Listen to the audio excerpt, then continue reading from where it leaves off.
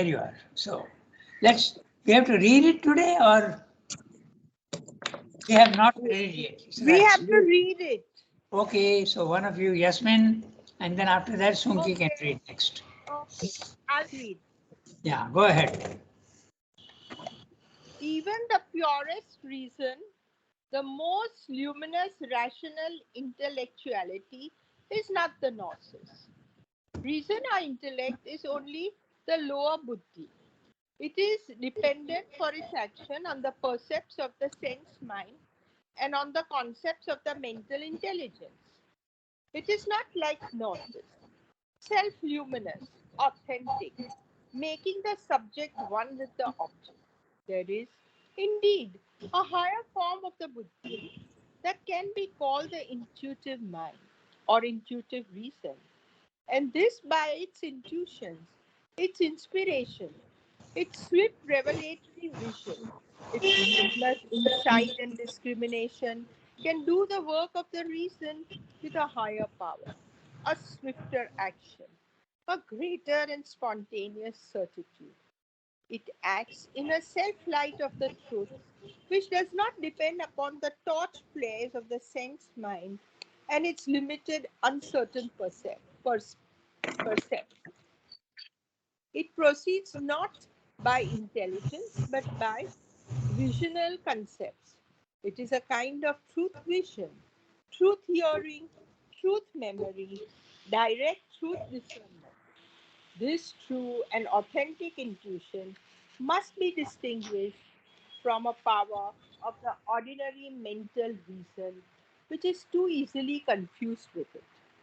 The powers of involved reasoning that reaches its conclusion by a bound and does not need the ordinary steps of the logical mind. The logical reason proceeds pace after pace and tries the sureness of each step like a man who is walking over unsafe ground and has to rest and has to test by the hesitating touch of his foot each span of soil that he perceives with his eyes.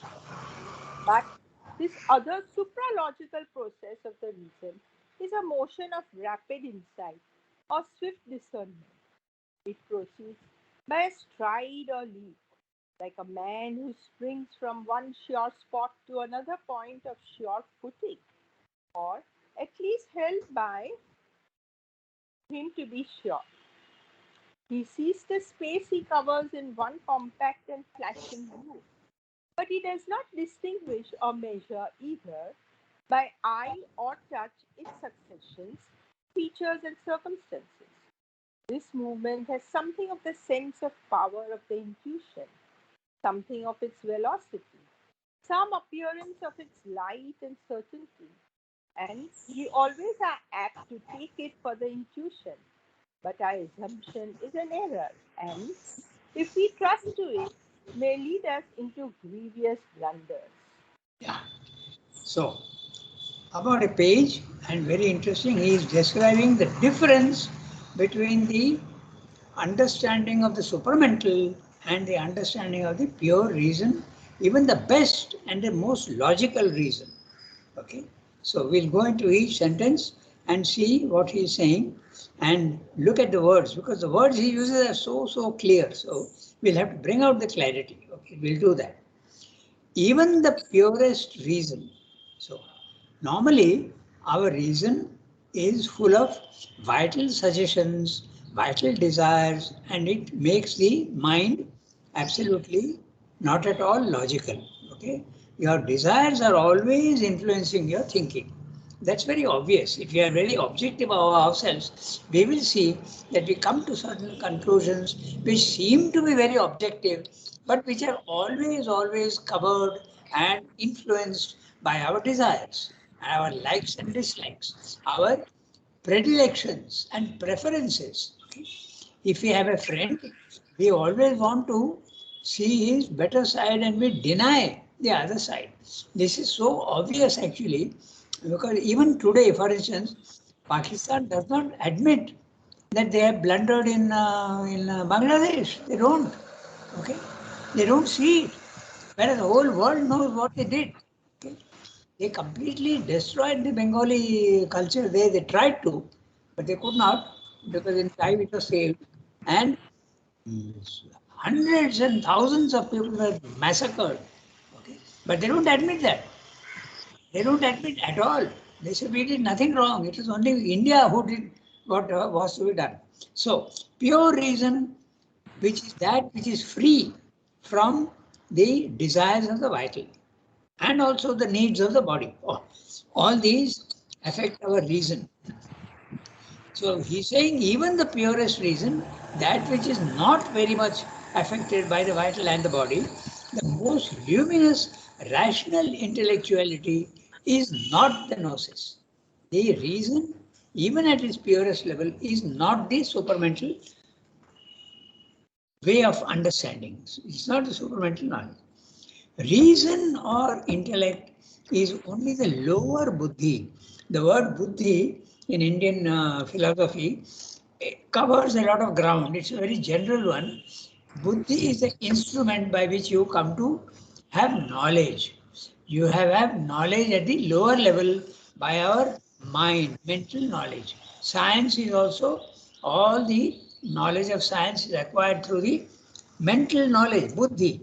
But it depends upon the senses. If the senses are not there, then the lower buddhi cannot function. The lower buddhi takes the data of the senses and works on them. It goes beyond the senses, but it works on them. Just like in the earlier days, we used to think the senses are telling me that the sun is going up, the sun is moving, and the earth is stationary. Well, it was more obvious in Europe, but not in India so much. But anyway, so that is the usual sense knowledge. But mind knowledge comes and says, no, it is not like that at all. It is the earth that is going around the sun. So whole thing changes. But even the purest reason, which is independent of the influence of vital and body, is not the supramental knowledge. He is explaining how, one by one, he is giving the characteristics. Okay. Reason or intellect is only the lower buddhi. It is dependent on for its action on the percepts of the sense mind. There you are. Okay. The reason has to be given data and the data is given by the senses. The eyes are seeing and the ears are hearing and the skin is touching, the tongue is tasting, okay, and the nose is smelling. So all this data comes and then you work on them and come to conclusions. There is indeed a higher form of the buddhi that can be called the intuitive mind or intuitive reason. If you remember, the intuition is at the third level of the spiritual planes of consciousness. The first plane in the second level, the spiritual planes, is the higher mind. Then we have the illumined mind, and then we have the intuitive mind. And above the intuitive mind is the overmind. Each one slightly more powerful, more luminous than the lower one. So, buddhi, that can be called the intuitive mind or intuitive reason. So there also there is a logic, that's why. And by its intuitions, its inspirations, its swift revelatory vision, its luminous insight and discrimination can do the work of the reason with a higher power, a swifter action, a greater and spontaneous certitude. Let's look at all the words very carefully, okay? So, in fact, he says, and he's saying here also, we'll see what they are. The supermind has got 4 powers. Let us see what the powers are, one by one. He is listing them here. So we have to interpret beyond the words. It is, it is not like the gnosis, which is self-luminous. The mind is not self-luminous. Okay? The light has to be thrown on something which it wants to know. Okay? But this gnosis is self-luminous. It itself is the light and it reveals its own nature. That's the difference. Okay? Very clear, na? Self-luminous. In our normal condition, we are in dark, and if you want to know something, we have to take a torch or a light or something and put the light on what we want to know. That's the nature of the mind. But the gnosis is self-luminous. It reveals its own nature by itself. You don't need to throw any light on it. It is itself giving you the light. Okay? It is authentic. It's absolutely true. The reason is not true. It's half true. What we get knowledge from the mind is half true, not authentic. Making the subject one with the object. And what is that? Identification. Making the subject one with the object. If you become the object, you know everything about yourself, so you know everything about the object. Okay? So there is indeed a higher form of the buddhi that can be called intuitive mind or intuitive reason, and this, by its intuitions, its inspirations, its swift revelatory vision, its luminous insight and discrimination, can do the work of the reason with a higher power, swifter action, greater and spontaneous certitude. The four powers he has listed here. We'll have a look at them. First is intuitions. Okay. So he has got intuition. It's got inspirations. Remember, he uses the word inspiration for the divine hearing through the ears.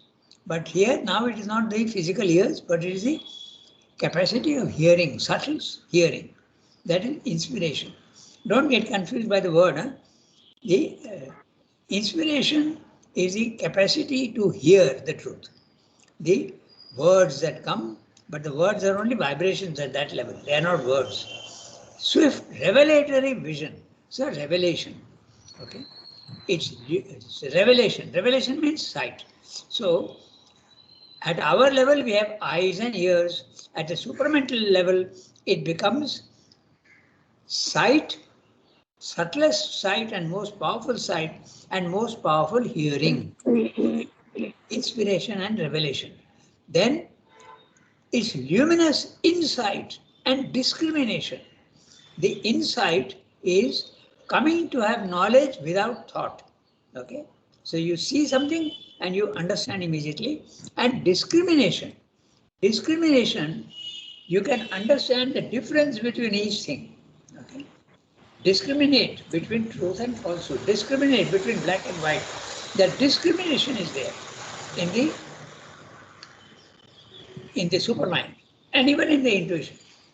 Can do the work of the reason with a higher power. It's much more powerful and a swifter action. In the mind, we have to often think out detail. Suppose you are doing a crossword puzzle, you have to go step by step. So, but there you don't have to go step by step. Okay? You have to go straight to the truth. A swifter action and a greater and spontaneous certitude. You come to know that yes, this is absolutely the truth. Here we are not sure. Even after we have got the knowledge in the mind, we are not sure. We think it is okay. So it acts in a self-light of the truth. Now the self-light is exactly what he said earlier. He has used the word luminous insight, okay, and swift, revelatory vision. So swifter action, greater spontaneity. It acts in a self-light of the truth. The self-light, as I told you, is the object which you want to know, reveals its own character.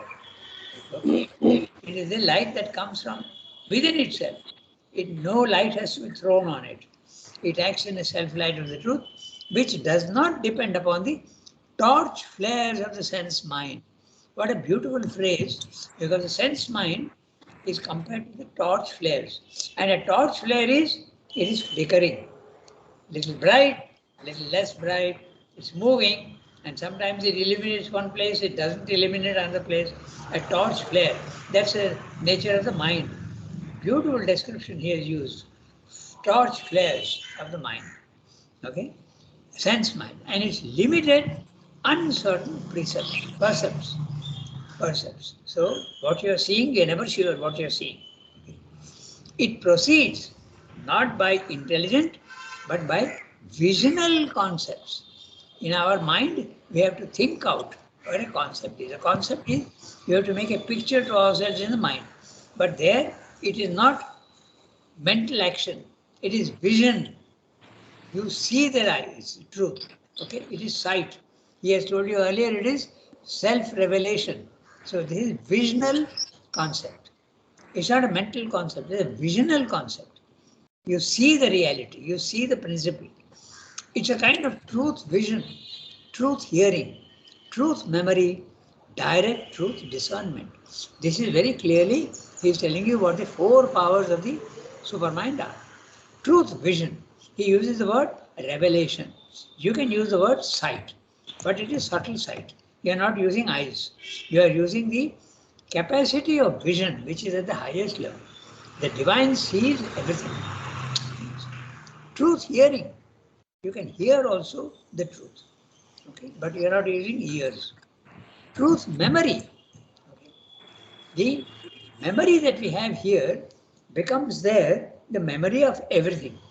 Here in the physical world, we can remember something, then we don't remember most of what we have experienced. But there, memory is the knowledge of the past, of the present, and the future.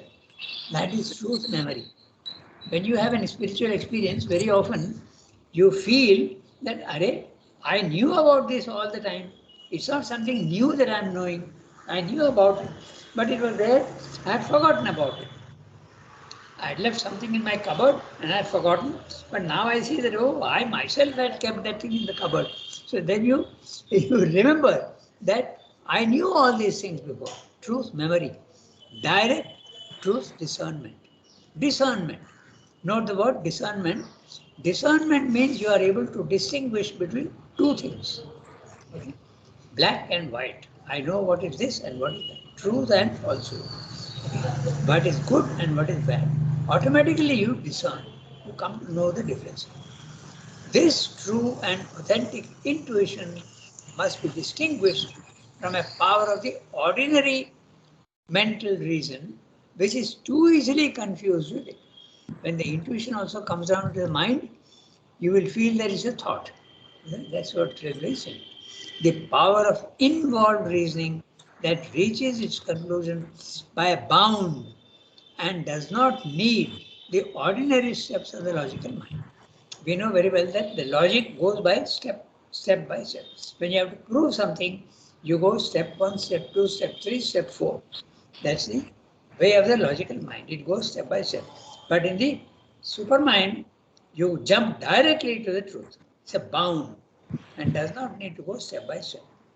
The logical reason proceeds pace after pace, step by step, and tries the sureness of each step like a man who is walking over unsafe ground and has to test by the hesitating touch of his foot each span of soil that he perceives with his eye.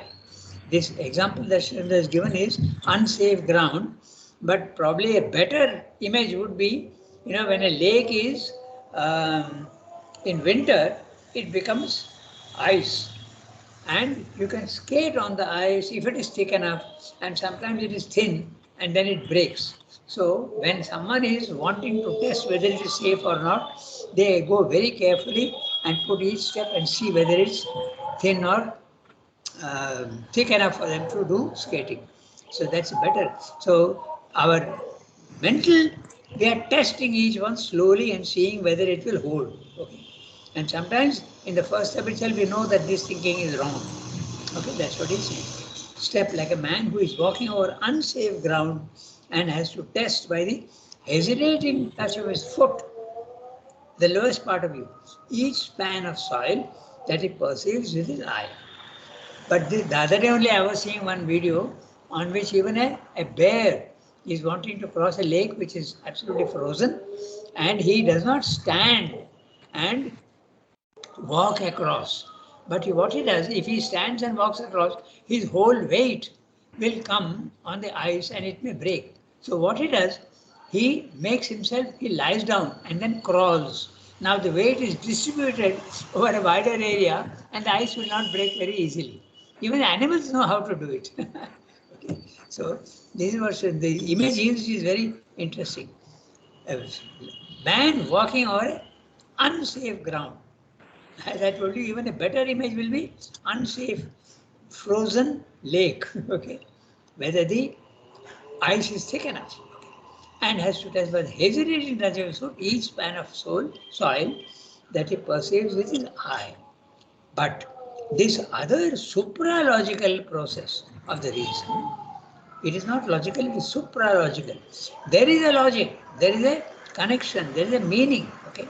It's not meaningless.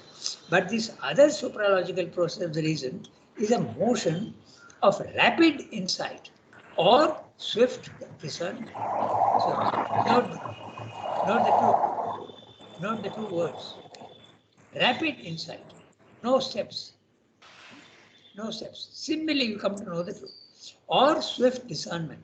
When there is discernment, there is at least one step, because you are seeing between,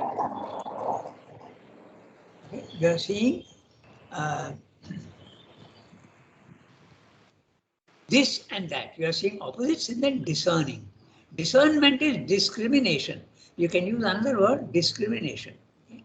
So the four powers of the supermind are sight, revelation, hearing, inspiration, intuition, no thinking, straight coming to the truth, and discrimination. These are the four powers of the supermind, which he lists very, very clearly, more clearly than he has done here elsewhere in the life divine. It proceeds by a stride or leap. It doesn't go one by one, it's a stride, means one big step, not small steps. Like a man who springs from one sure spot to the other of sure footing. Okay? That's a discernment. Okay? Or at least held by him to be sure. He sees the space he covers in one compact and flashing view. He doesn't need to think out. It's a flashing view, flash of light. And it's a sight. Okay? He's using the word view. That means you are using one swift flash of sight. But he does not distinguish or measure either by eye or touch its successions, features, and circumstances. He doesn't need to. When he looks at it, he knows what is coming before and what is coming after succession. He sees also the characteristics of that feature and the circumstances in which it is applicable. Okay? We in Indian language, we use the word sthan, kal, patra. Okay? So succession, features, and circumstance. Everything depends upon the place, sthan, and kal, time, and patra. It depends on the circumstances. All these three things determine the phenomenon that's happening. The time, the place, and the circumstances. So this, you see all the three at one time. Sometimes at our level, we see the place, but we don't see how time will change it. No? But the circumstances also change. I can give you an example of each one, how it is. In the morning, the sun is rising, okay? But it's a time when it is coming up. But when it is coming up, it is red. The feature is red. But when it goes up into the sky, it's no more red. Features have changed. So it depends on the time. Then circumstances. Suppose the clouds are there in the morning, you won't see. That's a circumstance. So how each thing is determined by succession, that means time, features, and circumstances. Very, very clear. Each word has got a meaning, and we have to think out the meaning. It will be so clear. This movement has something of the sense of power of its intuition. It's not only a sight, but you also have the power. Something of its velocity, the speed with which you come to the conclusion. And that conclusion is, you have an aspect of certainty. Some appearance of its light and certainty, there you are. Okay? You come swiftly to a conclusion, and it's quite sure that what you are saying is right. And we always are apt to take it for the intuition. Okay? But our assumption is an error, and if we trust to it, may lead us into grievous blunders. You must not confuse ordinary thinking with intuition. Intuition comes like a flash of light, And sometimes a very swift logic also will give you a sense of certainty. But it is not the intuition. It's a logical thinking. Okay, that's what he's saying. So very clear difference between the supermind and the normal mind. The normal mind goes step by step and it has to proceed by labor and it has also to throw light on something. But in the supermind, exactly the opposite. There is no labor, there is no thinking, you see the truth and it is immediate and it is self-revelatory. You don't have to throw a light on it. Okay. So very clear differences he has told you. 3 differences he has told you. Now we can go to the next para. It is even thought. So Jasmine read it. So now Sumki, you read the next Yes, one? I will read it. Go Yes. ahead. Yeah. It is even thought by the intellectualist that the intuition itself is nothing more than this rapid process in which the whole action of the logical mind is swiftly done and perhaps half consciously or subconsciously done, not deliberately worked out in its reasoned method. In its nature, however, this proceeding is quite different from the intuition, and it is not necessarily a truth movement. The power of its leap may end in a stumble, its swiftness may betray, its certainty is too often a confident error. The validity of its conclusions must always depend on a subsequent verification or support from the evidence of the sense perceptions or a rational linking of intelligent conceptions must intervene to explain to it its own certitudes. This lower light may indeed receive very readily a mixture of actual intuition into it, and then a pseudo-intuitive or half-intuitive mind is created, very misleading by its frequent luminous successes, palliating a wall of intensely self-assured false certitudes. The true intuition, on the contrary, carries in itself its own guarantee of truth. It is sure and infallible within its limits, and so long as it is a pure intuition, and does not admit into itself a mixture of sense error or intellectual ideation, it is never contradicted by experience. The intuition may be verified by the reason or sense perception afterwards, but its truth does not depend on that verification. It is assured by an automatic evidence. If the reason depending on its inferences contradicts the greater light, it will be found in its end on ampler knowledge that the intuitional conclusion was correct, and that the more plausible rational and inferential conclusion was an error. For the true intuition proceeds from the self-evident, self-existent truth of things, and it is secured by that self-existent truth, and not by any indirect, the derivatory or dependent method of arriving at knowledge. Yeah. Okay. So further differences between the supermind and the normal thinking.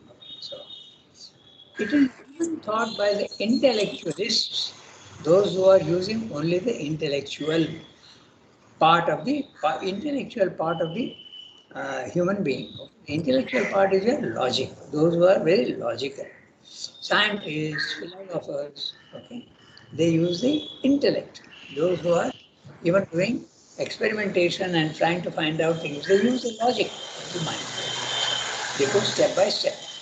That the intuition itself is nothing more than a rapid process in which the whole action of the logical mind is swiftly done and perhaps half conscious or subconsciously done, not deliberately worked out in its reasoned method.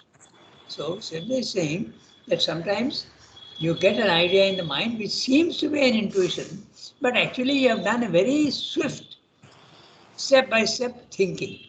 And you are not aware that it is a step-by-step thinking. That's what Sri is saying. Not deliberately worked out.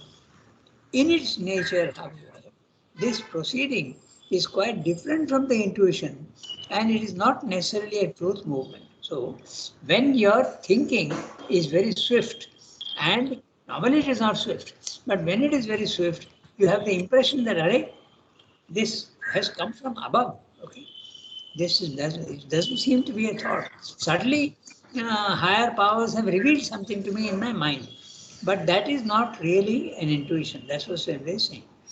In its nature, however, this proceeding is quite different from the intuition, and it is not necessarily a truth movement. It may not be true. Later on, you will see that it is not true. The power of its leap may end in a stumble. Okay, when it is a mental thing. When it's a very swift mental thing, you may be convinced that what it is telling you is true, but it may end in a stumble. That means afterwards you'll see that what you thought is truth is not a truth. Its swiftness may betray. Okay? Its certainty is too often a confident error. Look at that. It's a confident error. In fact, all human beings, mostly, we are quite confidently we are announcing our wrong ideas, and we feel it's absolutely true. Confident error. The validity of its conclusions must always depend upon a subsequent verification or support from the evidence of the sense perceptions or a rational linking of intelligent conceptions must intervene to explain to it its own certitudes. Okay. Now, this is very interesting, and I'll give you an example of this. Okay, when Einstein got an intuition that light is also a substance, that it's a substance, it is particles, and light is not something abstract, but it's a particle. And if it's a particle and if it is matter, then it has to be subject to gravitation. Okay, so this is what he said, that even light is a substance and it is subject to gravitation. But most of the others did not believe, and they tested it out when there was a solar eclipse. In fact, the solar eclipse was somewhere in a far corner of the earth, and all of the scientists went there, okay, to verify what Einstein was saying.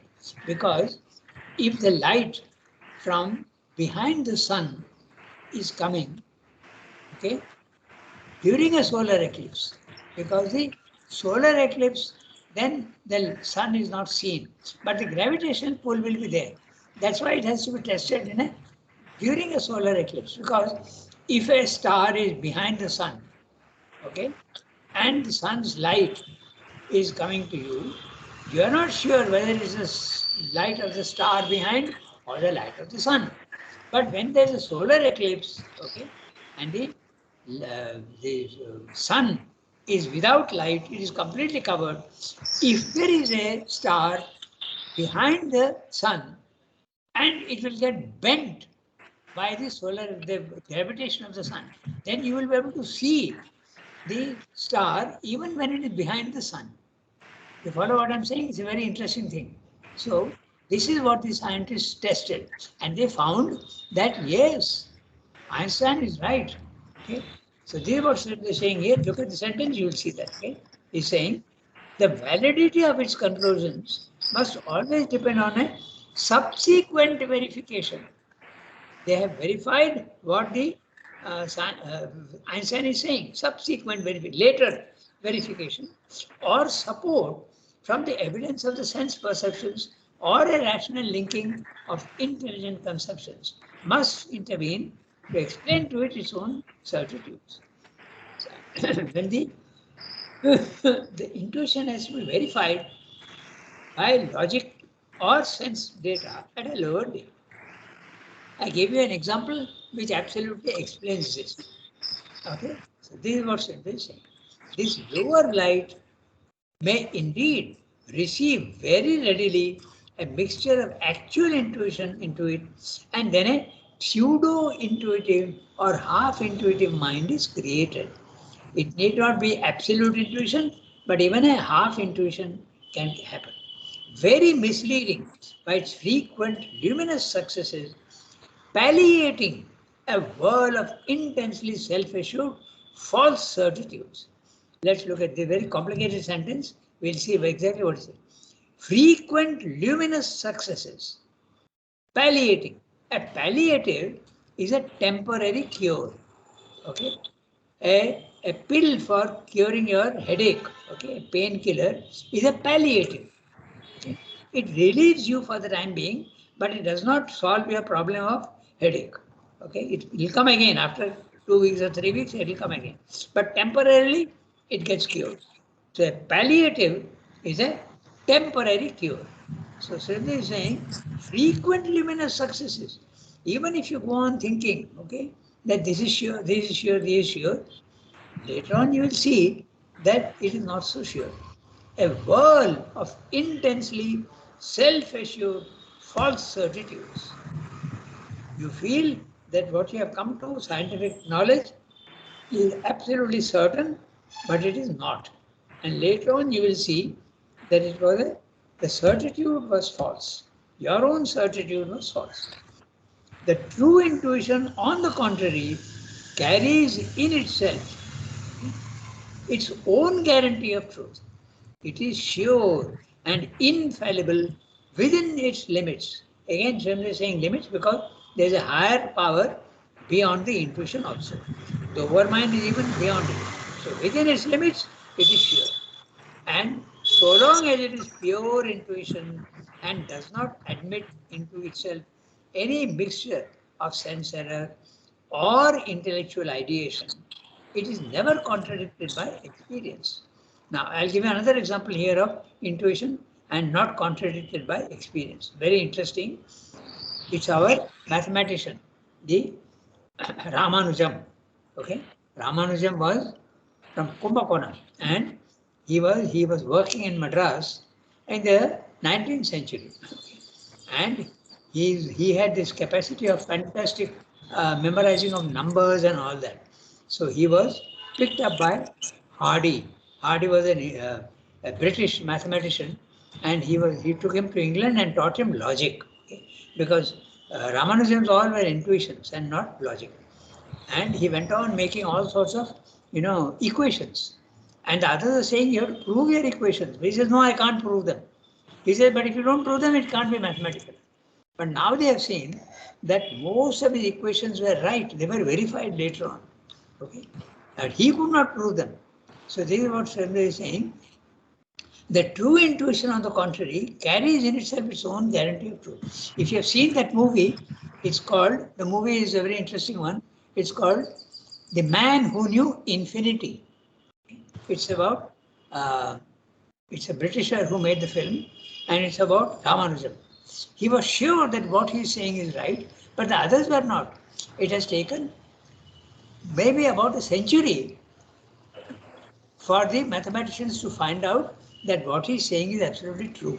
Okay, what really about 3,000 equations he wrote, and most of them have been proved to be right. Okay?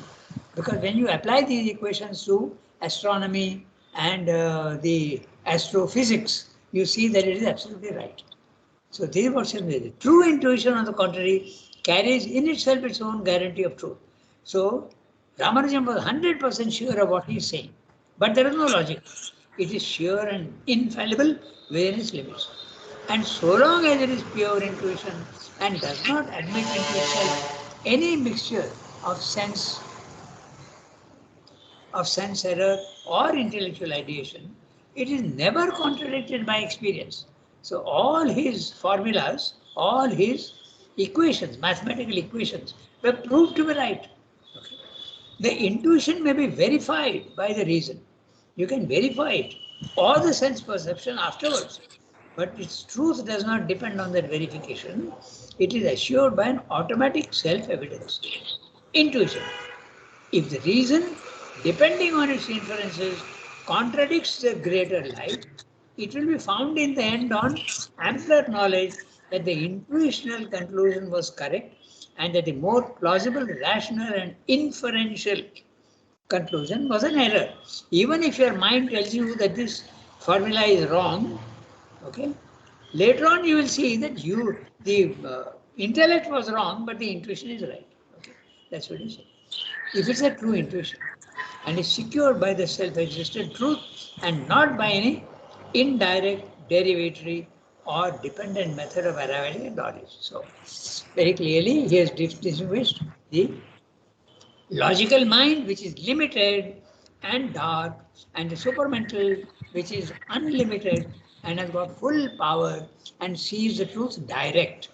Okay, whereas the mental has to go step by step and sees, and its knowledge is never 100% sure. But the intuition within itself is sure of what it is saying. Okay, so this is what he is distinguishing between the supramental intuition and ordinary mind. Okay, so we have come to 8:35 exactly. It's time to stop here now. So can I wish all today only? Today Tarika, Pallavi, and Archana, they were not there. I wonder. Oh, Archana sent a message saying can't join today, and maybe the others have no internet. Maybe whatever the reason. So anyway, we have recorded. No problem. Okay. So can I say au revoir to everybody? Have a nice day. Thank you, Antada. Merci beaucoup.